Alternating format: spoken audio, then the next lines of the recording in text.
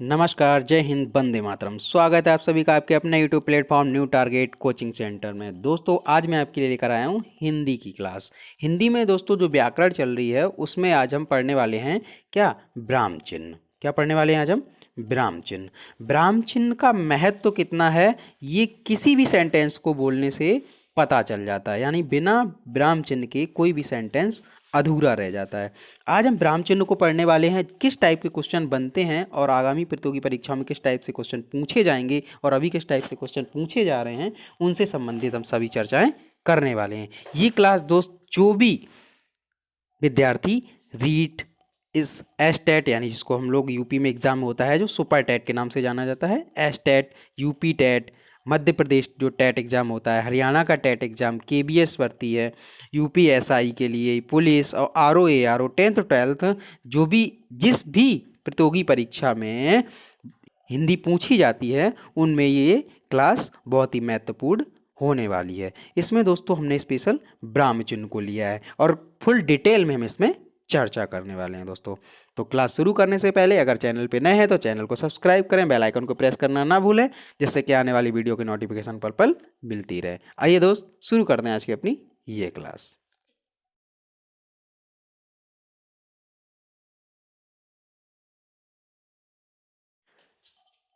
जैसा कि दोस्त आपको पता है, जब पढ़ने वाले हैं विराम चिन्ह। विराम चिन्ह होता क्या है? विराम का मतलब होता है क्या, आराम, ठहराव या विश्राम। यानी कि जब कहीं भी हम ठहरते हैं या रुकते हैं या थोड़ी देर के लिए सांस रोकते हैं कोई भी बात बोलने में, तो जो ठहराव होता है वही क्या कहलाता है, विराम। और चिन्ह का मतलब क्या होता है, निशान, संकेत, पहचान या प्रतीक। तो ये तो हुआ हमारा विराम चिन्ह का मतलब। अब जिसके बारे में हम चर्चा करने वाले हैं, यानी विराम चिन्ह है क्या। जब हम उच्चारण करते हैं, यानी कि कोई भी बात बोलते हैं या कोई सेंटेंस पढ़ते हैं, जब हम उच्चारण करते हैं बोलते समय ठहराव आराम लेते हैं, यानी कि जब हम कोई सेंटेंस पढ़ते हैं तो कभी आपने देखा होगा जब पढ़ते हैं तो कभी स्लो हो जाते हैं और कभी फास्ट फास्ट पढ़ते हैं, है ना। तो जो ठहराव या आराम लेते हैं, लेकिन लिखते समय ठहराव आराम के स्थान पर हम जिस चिन्ह का प्रयोग करते हैं वही हमारे क्या कहलाते हैं, वही हमारे विराम चिन्ह कहलाते हैं। क्या कहलाते हैं? विराम चिन्ह। यानी कि जब हम बोलते हैं तो जो ठहराव होता है उन ठहराव की जगह पे जिन चिन्हों का हम प्रयोग करते हैं वही हमारे क्या कहलाते हैं, वही हमारे विराम चिन्ह कहलाते हैं। विराम चिन्ह का कितना बड़ा महत्व है आइए समझते हैं उसको। जैसे कि हमने दो सेंटेंस को यहाँ पे लिख रखा है, पढ़ते हैं इनको। जैसे हमने रोको कोमा मत जाने दो, यानी कि कोई भी है आपके यहाँ और आपके मम्मी या पापा कोई भी आपसे बोल रहे हैं कि रोको मत जाने दो, और नीचे सेंटेंस लिखा हुआ है रोको मत जाने दो। दोनों सेंटेंस में कितना बड़ा डिफरेंस है समझो। यानी कि रोको मत जाने दो, यानी बोला जा रहा है कोई पर्सन जा रहा है उसको रोक लो, उसको जाने मत दो। तो पहला सेंटेंस तो ये कह रहा है, लेकिन दूसरा सेंटेंस सिर्फ क्या बोल रहा है, रोको मत जाने दो, यानी किसी को रोकना नहीं है, उसको जाने देना है। यहाँ कमाल सिर्फ किसका है दोस्तों, यहाँ कमाल है आपका सिर्फ विराम चिन्ह का। यहाँ पे देखिए विराम चिन्ह लगा हुआ है और एक यहाँ पे विराम चिन्ह लगा है। यहाँ पे कमाल है किसका, विराम चिन्ह का। विराम चिन्ह से ही सेंटेंस की जो बोलने का तरीका है, जो अर्थ होता है, वो सारा का सारा चेंज हो जाता है। अब देखते हैं विराम चिन्ह कौन कौन से होते हैं, ठीक है। पहले हम पढ़ेंगे अल्प विराम। अल्प विराम क्या होता है, समान आधार वाले शब्दों के साथ में इसका प्रयोग किया जाता है। अब समान आधार कैसे होते हैं, जैसे राम, मोहन, सोहन, यानी कि जो एक जैसे होते हैं, ठीक है। लिंग वचन में एक बार में लगातार 3 बार ये प्रयोग होता है, यानी अल्प विराम क्या होता है, इस टाइप का एक जो हम प्रयोग करते हैं चिन्ह उसको बोलते हैं अल्प विराम, ठीक है। तो इसका लगातार 3 बार ही प्रयोग कर सकते हैं, चौथी बार इसका लगातार प्रयोग नहीं कर सकते हैं। जैसे जैसे हम कोई रोमन नंबर लिखते हैं ना, रोमन नंबर जो होता है, जैसे हमने 1 लिखते हैं, यहाँ पे 2 लिखेंगे, यहाँ पे 3 लिखेंगे, तो 3 लाइन बना के ऐसे बिंदी रख देते हैं। तो क्या 4 लिखने टाइम पे क्या इनको 4 बार लिखते हैं ऐसे करके? ऐसे तो नहीं करते हम। जबकि 4 कैसा सही होता है, इस तरीके से लिखा जाता है। लिखा जाता है कि नहीं लिखा जाता है? इसी तरीके से इसमें भी क्या होता है कि जो ये जो 3 बार तो हम कॉमा लगा सकते हैं इसमें क्या लिखा है, लगातार 3 बार तो प्रयोग कर सकते हैं हम इसको, चौथी बार प्रयोग नहीं कर सकते, ठीक है, देखते हैं। राम कॉमा लक्ष्मण, इसको अल्पविराम है, इसको कॉमा भी बोला जाता है। राम अल्पविराम, लक्ष्मण अल्पविराम, भरत और शत्रुघ्न भाई भाई हैं। ठीक, नेक्स्ट है अर्धविराम। अर्धविराम क्या होता है? अल्प विराम के जस्ट ऊपर एक नुक्ता या बिंदी रखी होती है, उसको बोलते हैं अर्धविराम। यानी ठहराव तो होता है, जो पूर्ण विराम होता है उससे थोड़ा कम। ये उपवाक्य में प्रयोग किया जाता है, जैसे उसने कहा, अब यहाँ पे लगा हुआ है क्या आपका अर्धविराम। मैं कल नहीं आऊंगा, यानी दो क्या है, दो वाक्यों को जोड़ने के लिए प्रयोग किया गया है। थर्ड है आपका उपविराम या अपूर्ण विराम। ये क्या होता है? ये प्रयोग क्या होता है कि शीर्षक वगैरह जब हम कोई लिखते हैं तो वहां पे इसका प्रयोग होता है। इसमें क्या होता है, दो नुक्ते टाइप के रखे जाते हैं, जैसे हम लोग विसर्ग का चिन्ह लगाते हैं, विसर्ग का, उसी तरीके से। ठीक है, तो अर्धविराम क्या होता है? शीर्षक के लिए, जैसे कोरोना, यहाँ पे लगा दिया आपने क्या, उपविराम या अपूर्ण विराम। एक महामारी है, दहेज एक सामाजिक प्रथा है। ऐसे ही और आता है, जैसे आतंकवाद, आतंकवाद, अब यहां पे क्या लगाएंगे? उपविराम। बहुत बड़ी समस्या है, बहुत बड़ी समस्या है। ठीक है, तो क्या होता है कि जब शीर्षक लिखते हैं ना कोई, वहां पे इसका प्रयोग किया जाता है। ओके, आशा करता हूं दोस्तों वीडियो पसंद आ रहा होगा। वीडियो पसंद आ रहा है, वीडियो को लाइक करें, चैनल को सब्सक्राइब करें, बेल आइकन को प्रेस करना ना भूलें। आगे देखते हैं दोस्तों, अगला है हमारा पूर्ण विराम। पूर्ण विराम क्या है? पूर्ण विराम जब कोई बात फिनिश हो जाती है हमारी, वहां पे हम पूर्ण विराम का प्रयोग करते हैं। यानी कि जब कोई बात कहते हैं, जैसे मैं कानपुर जाऊंगा, ठीक है, अब मैं कानपुर जाऊंगा, बात खत्म हो गई, वहां के इसके बाद क्या लगेगा? पूर्ण विराम। तो पूर्ण विराम का चिन्ह कैसा होता है? ऐसे करके लगाते हैं। हिंदी में हम इसको बोलते हैं फुल स्टॉप। वाक्य के अंत में प्रयोग होता है, यानी बात खत्म हो जाता है, इसके बाद में हम इसका प्रयोग करते हैं। रमेश ने राम को हराया, अब रमेश ने राम को हराया, हमारी बात खत्म हो गई, रमेश ने राम को हरा दिया, तो यहाँ पे क्या लगा दिया?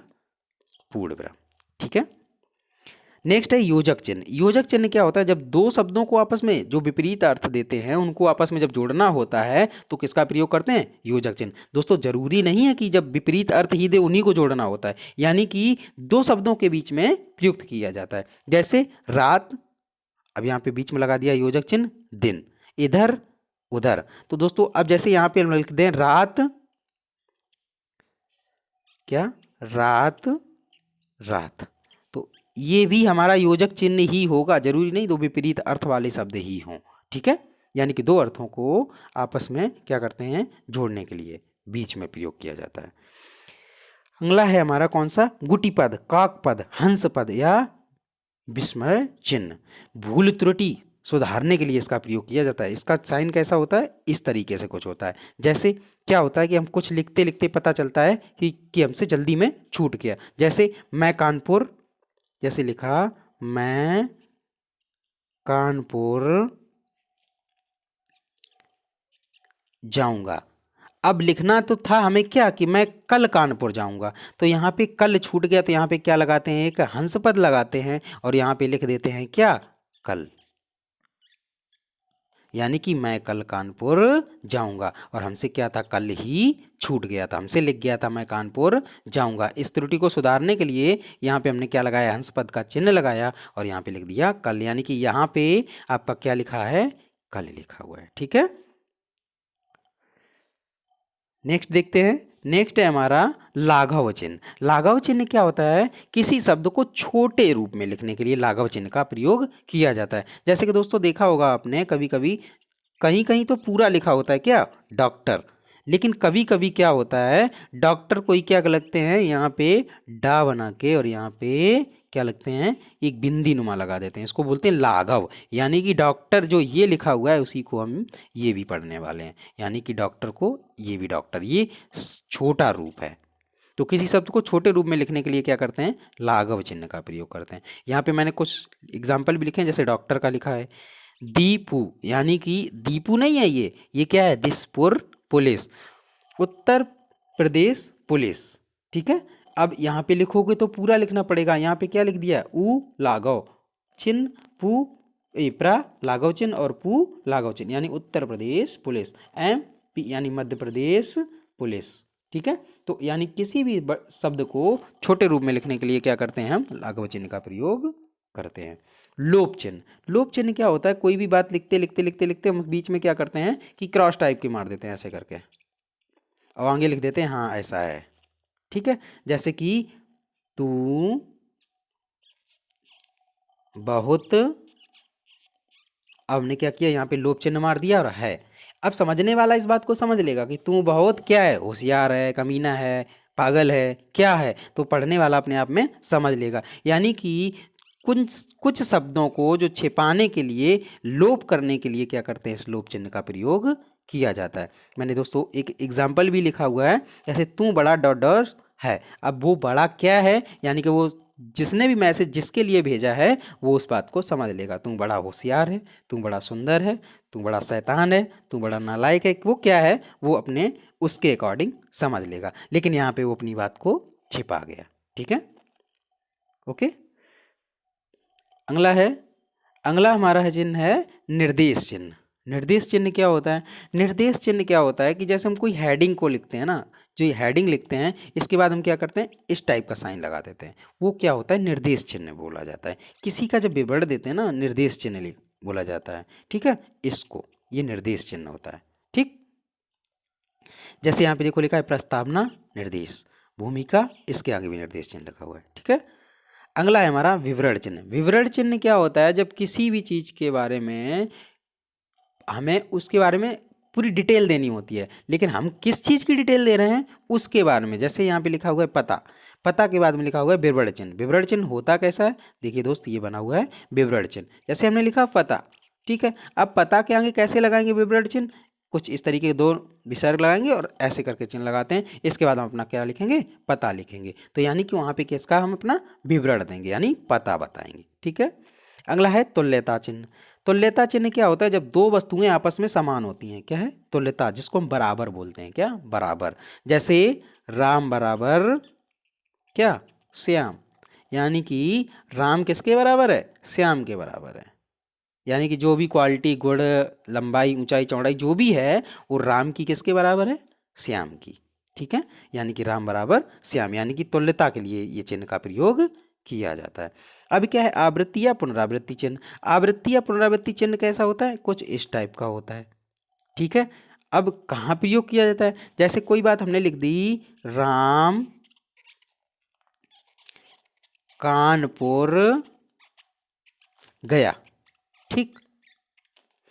अब देखो हम क्या करते हैं, जैसे हमें राम दोबारा नहीं लिखता है, लिखना है, तो यहाँ पे हम क्या इस टाइप के दो चिन्ह लगा देते हैं, ना, तो उसी को बोला जाता है आवृत्ति या पुनरावृत्ति। राम, अब यहाँ पे हमें लिखना है क्या, कल कानपुर, कानपुर गया। यानी कि किसी बात को दोबारा हमें रिपीट नहीं करना है, तो हम उसी के सामने क्या करते हैं, कुछ नीचे इस टाइप के दो निशान लगा देते हैं, उन्हीं को बोला जाता है आवृत्ति या पुनरावृत्ति चिन्ह, ठीक है दोस्तों। आशा करता हूँ वीडियो समझ में आ रहा होगा और वीडियो पसंद भी आ रहा होगा, ठीक है। वीडियो पसंद आ रहा है तो वीडियो को लाइक करें, चैनल को सब्सक्राइब करें। अगला है हमारा इतिश्री या समाप्ति चिन्ह। इतिश्री यानी जब कोई टॉपिक खत्म हो जाता है, जैसे देखा हो आपने बुक, जब आप पढ़ते रहते हैं और लास्ट वाला जो पेज होता है वहाँ पे क्या होता है, बुक मतलब जो लिखते लिखते खत्म हो जाता है पूरा कंटेंट, तो वहाँ पे क्या होता है, इस टाइप के चिन्ह बने रहते हैं। या तो आपको ऐसे करके चिन्ह दिखेंगे, इस टाइप से चिन्ह दिखेंगे, या फिर इस टाइप से अगर नहीं दिखे तो कभी कभी इस टाइप से दिखते हैं। ये चिन्ह काहे के होते हैं, ये होते हैं इतिश्री के, यानी कि यहां से इसका खात्मा हो गया, द एंड, ठीक है। अब है अवतरण या उद्धरण चिन्ह। अवतरण उद्धरण चिन्ह दो टाइप के होते हैं, एक इकहरा अवतरण चिन्ह होता है, एक दोहरा अवतरण चिन्ह होता है। तो इकहरा कहाँ होता है, उपाधि या उपनाम के लिए प्रयोग किया जाता है। उपाधि जब किसी को मिलती है, जैसे कि विक्रमादित्य, जो विक्रमादित्य जब उपाधि थी, तो विक्रमादित्य जब लिखेंगे क्या, विक्रमादित्य, तो यहाँ पे जब विक्रमादित्य लिखेंगे तो यहाँ पे क्या करते हैं, इकहरा अवतरण चिन्ह का प्रयोग करते हैं, ठीक है।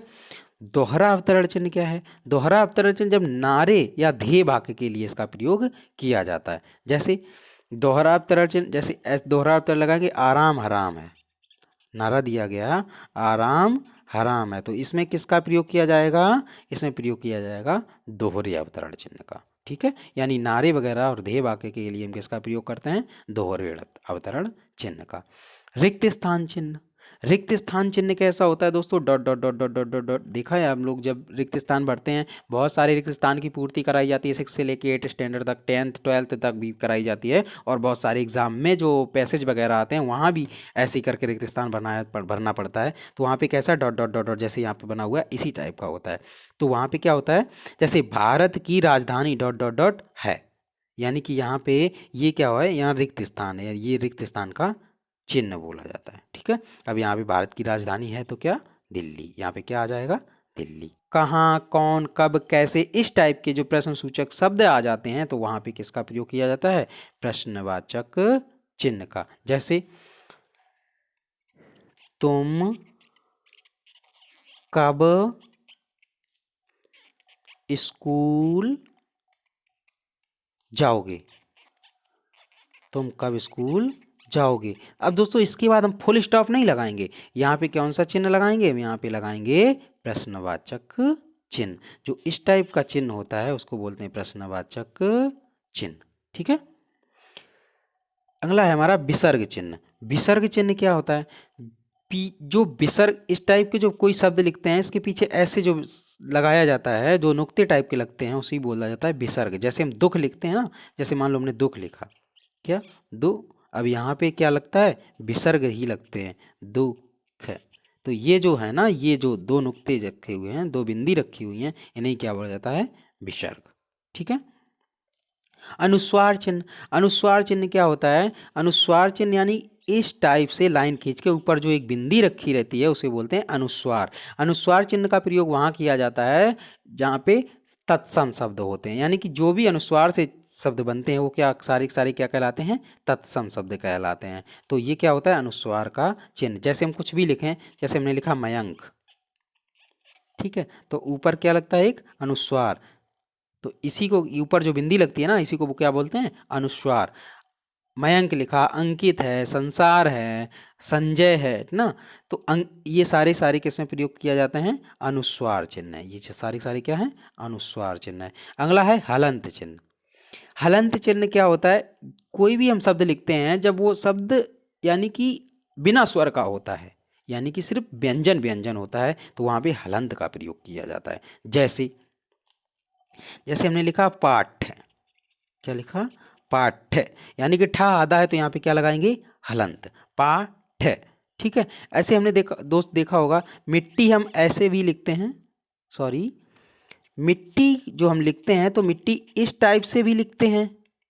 ठीक है, ऐसे हलंत लगा के, यानी ये टा कैसा है? ये आधा टा है। और कहीं कहीं आपने देखा होगा कि मिट्टी कैसे लिखा जाता है? कुछ इस टाइप से, इसी टा में नीचे टा जोड़ दिया जाता है, यानी कि शो करता है कि ये आधा टा है। तो यहाँ पे हलंत लगा के भी हम क्या करते हैं? उसी व्यंजन को आधा करते हैं, यानी कि जो जो वर्ड प्रयोग किया गया है वो बिना स्वर का वर्ड है, यानी कि टा कैसा है? ये व्यंजन है। ठीक है, अगला है आपका अर्धचंद चिन्ह। चिन्ह का प्रयोग किया जाता है आपका अंग्रेजी शब्द में।